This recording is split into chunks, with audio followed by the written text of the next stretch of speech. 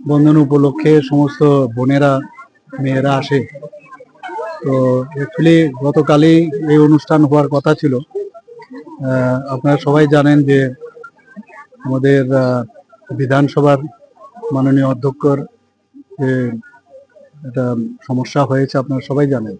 তো সেই কারণে গতকাল প্রোগ্রামটা করা যায়নি। তো আজকে এটা আমি করলাম আমার যে সরকারি বাসভবনে। তো মেয়েরা, বোনেরা, মায়েরা সবাই এসছেন এখানে এবং আমি আপ্লুত এবং ওনারা যেভাবে প্রার্থনা করেছেন ভগবানের কাছে, তো আমি এর জন্য ওনাদেরকে আমি ধন্যবাদ দেব এবং ওনারা যেন ভালো থাকে, ওনাদেরকেও যাতে আমরা সরকার এবং আমাদের পার্টি বা আমরা সবাই মিলে ওনাদেরকে যাতে রক্ষা করতে পারি যে কোনো সময়ে কোনো সমস্যা হলে, সেই বিষয়টাও আমি ভগবানের কাছে প্রার্থনা করেছি। দেখা গেছে অন্য অন্য বছর